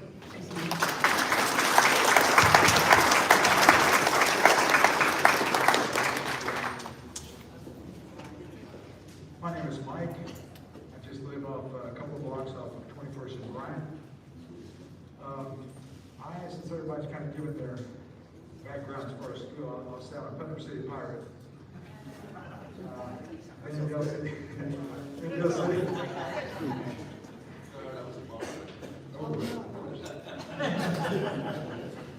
I've been a resident of Del City for the past 38 years. Kind of traded the orange and black for the red and black, I guess you could say. I don't really like to run any kind of neighborhood down, but the neighborhood I grew in the Putnam City District, the only neighbors that I really knew were next door and across the street, only because the kids at my age were going to school. And the neighbor next door would keep our baseballs when they went over his yard. When I moved to Del City, and I've been in other areas, communities also, have never experienced the close-knit family type of residents that I've ever had anywhere else. Give you an example, we had that snowstorm, ice storm a few years ago. Brought our tree down, knocked our power out, had neighbors bring over food because we were having power for 7 days. Last year, middle of the night, I got sick, went to community hospital. They said that I was had a heart attack. Transferred back, just tried to get a hold of my wife, got no answer. I called the neighbor across the street about 2 in the morning. She went up and went to her house, knocked on the window, got her and told her what happened. I take my auto for repairs to Del City Auto, 29, and I walk, about 6-7 block walk, I guess. The man in the front yard, got 3 blocks from my house, never knew the guy. We start making small talk. He drove me, he said, hey, tell me you can help. Give him a call, come by my house, go revisit. My point is that this area, the Del City area, is so close-knit that I feel like I could call on anyone in my neighborhood. We watch out for each other, and they would offer their help. No questions asked. Each and every one of you that are here tonight, you're here because you care about this community. I care about this community. And so what I have to say now is these papers that they passed out to us and give having numbers of all these city council people. Don't set them aside tonight. Take them and start calling. Get other people to start calling. I look at it like these council from the city commissioners got the snowball. And they just started rolling it down the hill. And each day that goes by, it's picking up momentum. It's up to us to do something, either stop it or direct it someplace else. Take some action. Don't wait until it's too late. Let's do it now. We've all got that power to do it now. We all care about each other. Each and every one of you here, we care about this community. We care about what happens. Great leadership in the city, great residents in the city. Go Eagles. Fly high, fly bright.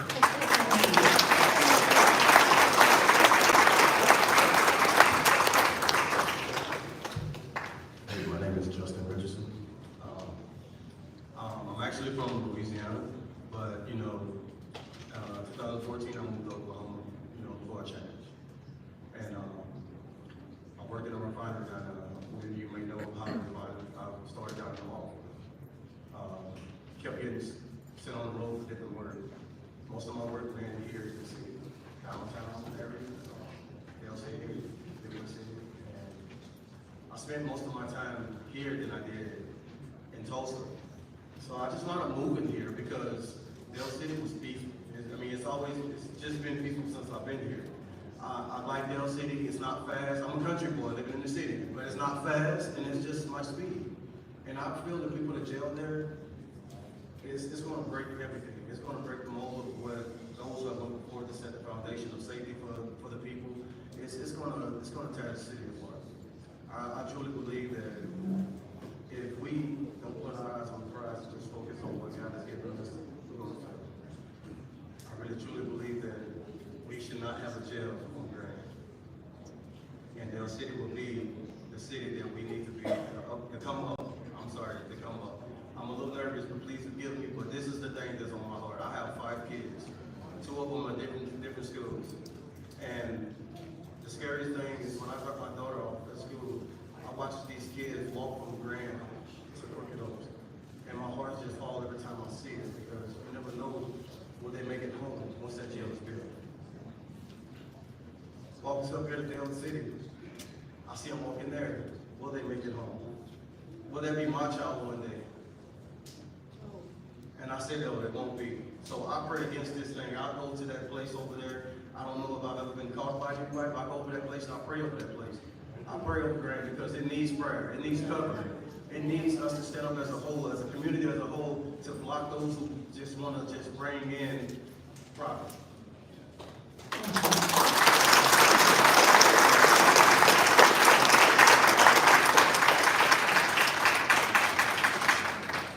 My name is Jean Lapham. As you can tell from my accent, I'm not an Oklahoman. We moved here in 1992 from Boston, Massachusetts. I thank you for having this be civil, having everyone be able to speak. We talk about union meetings in Boston. No, they're not nice. Yankees are very strong-willed, and we can be stubborn. But we also can be fair and logical. Living in Del City for 22 years, and living in Midwest City prior, this is home. I have children, grandchildren, great-grandchildren, and Oklahoma's home. They should not take this away from us. They should keep it safe for the generations to come. I'm 72. I want to see those kids safe. I do not want to see them worried or hurt, or go into South Boston carrying a hatchet underneath the front of your car. I had to do that in the past. My husband went to South Boston Trade School for 4 years. At night, he had to go with a hatchet underneath the front of his car. You don't want that. Talk about Bricktown gangs and mafia. You don't want Boston. We do not want to leave that open here. Thank you for listening.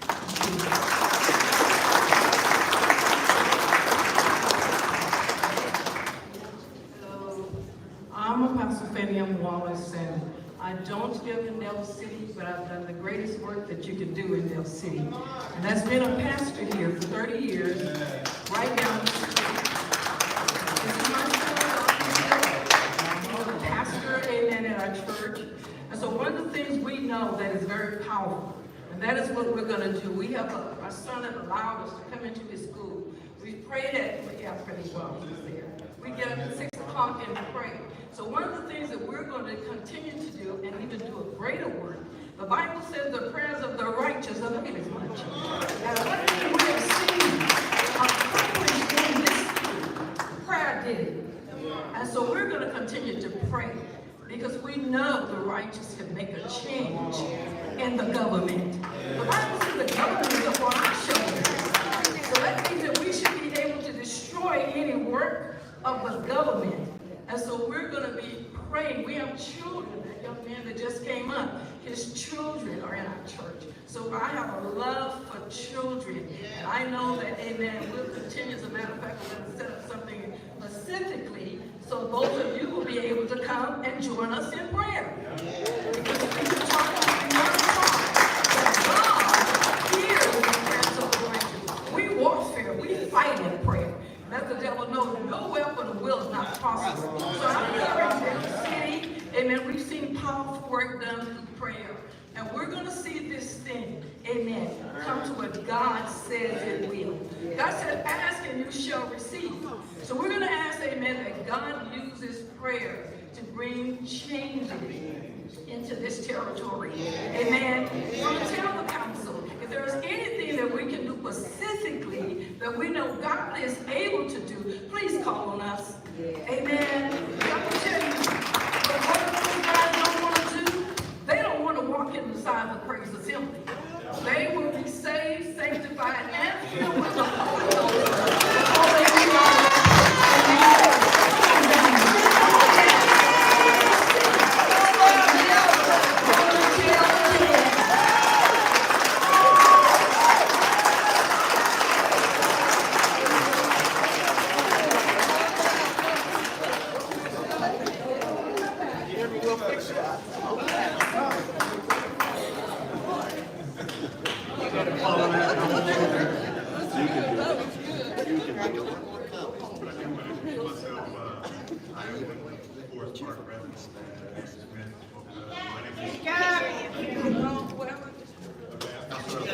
So I'm one of the Forest Park residents that Mayor Smith introduced.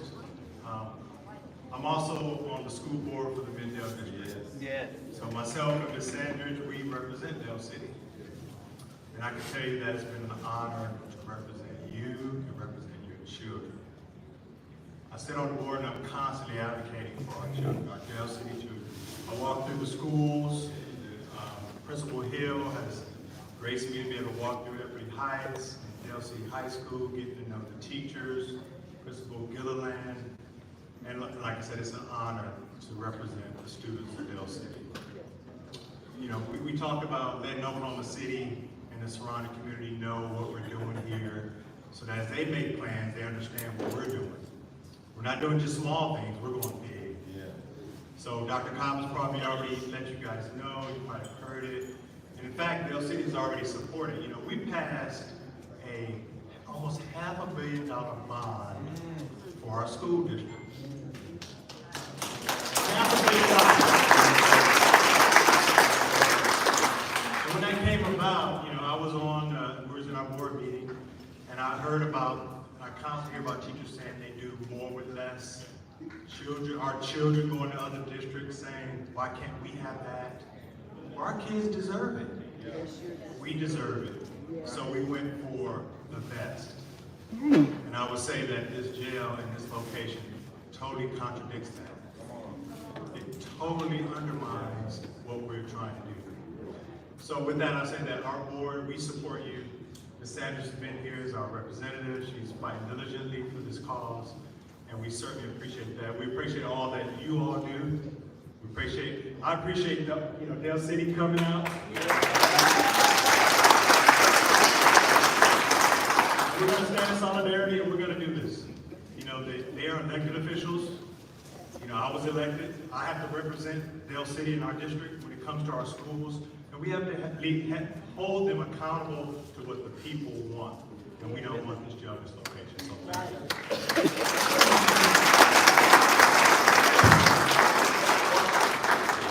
Just one quick comment. Where I live, if this jail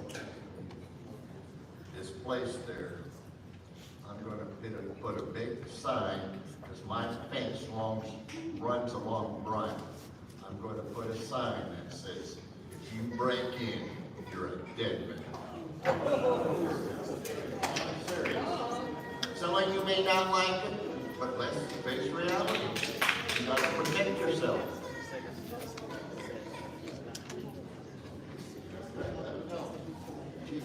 I'm Jackie Blvd. I have lived in Dell City since 1949. Got one guy beat me by a year or two.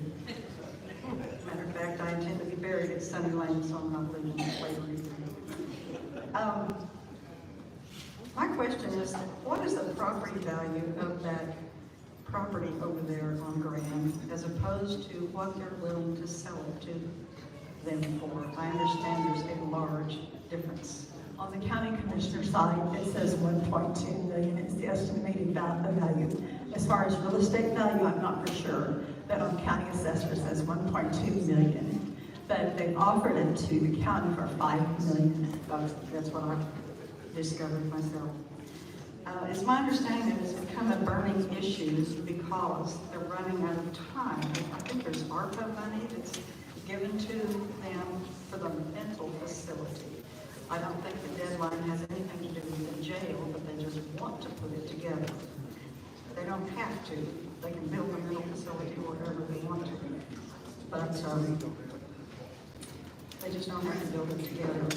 I would like to suggest that they maybe find a nice industrial area to put it into. I don't think that's going to be a big threat to any community. I proudly served Del City for 8 years on the Del City Planning Commission. I proudly served on the City Council. I love my town. I would love to do anything for it. I graduated from Del City in 1964. All my children graduated from Del City. I have a great grandson going to Del City schools. So keep up the fight. I'm with you all the way.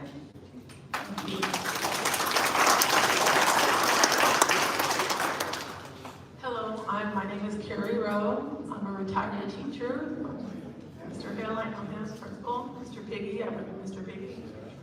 I just want to say that I'm very proud of Terry's doing, but I believe that children have a voice and we need to get them involved.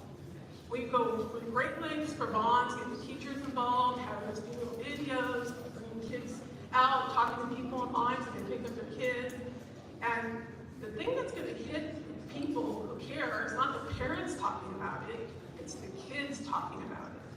That how it's going to affect them in the jail that is close to your house. Our children from Del City actually went to a couple of the county commissioners' meetings and stated facts. They were very well-spoken and very eloquent with what they had to say. Yeah, but we need to get some program where we are inundating Facebook. So it's going not to the government, it's going to the people. So they can sit there and say, hey, this isn't right. These kids shouldn't be put in this position. I mean, they're on TikTok all the time. They're on Facebook all the time. We should interview them and see what their feelings are towards the situation and post it with their parents' permission. Maybe their parents can interview and say, what do you think about this? Because we have to get those children a voice. Just us talking about it isn't going to help the children. They have to start getting involved with us, and this is a great government opportunity to learn the whole government system. You know, executive branch, judicial branch, and executive branch. And all the corruption is also there sometimes, depending on who's giving or follow the money. So basically, I think that the Mid-Del schools are doing an awesome job, and I think maybe the kids should be involved in this. This is something maybe the parents can get involved with the teachers. The teachers can put some videos together. They post on Facebook daily what their class does. You know, so that's something I think children should have a voice in. Maybe more accountable. Thank you.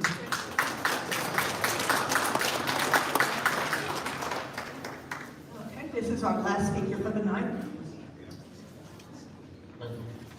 Thank you, Lonnie Ellison. This is 923 Central Road. Over here. Blocks away. Put a lot of things to talk about tonight. All kinds of things about our city and where it is, I agree with everybody. I've been in Del City since 1965.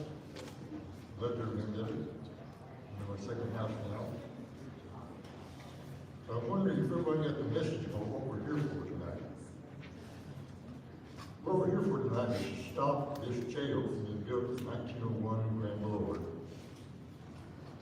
Does each one of us understand what we can do individually to make that happen, to stop it? The handout sheet tonight is a list of phone numbers, planning commission. Let me explain something to you. I've talked to people on the planning commission. Right now, the whole ball is in the planning commission's ballpark, in their court. They have to decide, yes, to push that permit over to the city council before the city council can even vote on it. So the opportunity we have right now is to stop it where it is. It's in the planning commission right now. Write to these council members, planning commission people on this list right here. Write to them, call them. Okay? You can email them at subdivision@zoning.okc.gov. Send them a message. Let them know all the reasons we're talking about this evening about why this is inappropriate, unwise, even unethical that you ever have. Let them know that's where we're stopping. That's our next step. And the step beyond that, of course, is right to the mayor of Oklahoma City and the councilman of Oklahoma City. You can look up online, find their names, numbers, they're out there. Talk to the people and make a difference. decision. If we can stop it at the planning commission, we don't have to go any further. The planning commission has to recommend to the city council the zone be changed. If they don't do that, it's over. Thank you.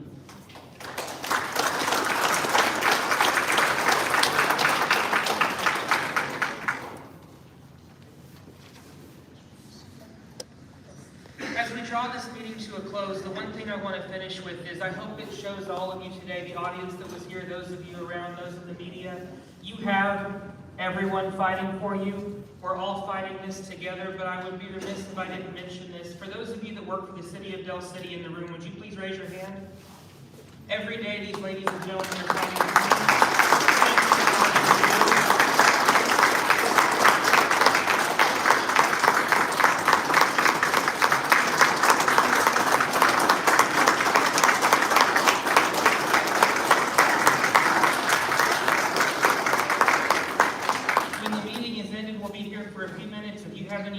Questions, thoughts, comments, or concerns, please reach out to any one of these individuals, myself, the council. We are here, and thank you again for everything you all have done tonight.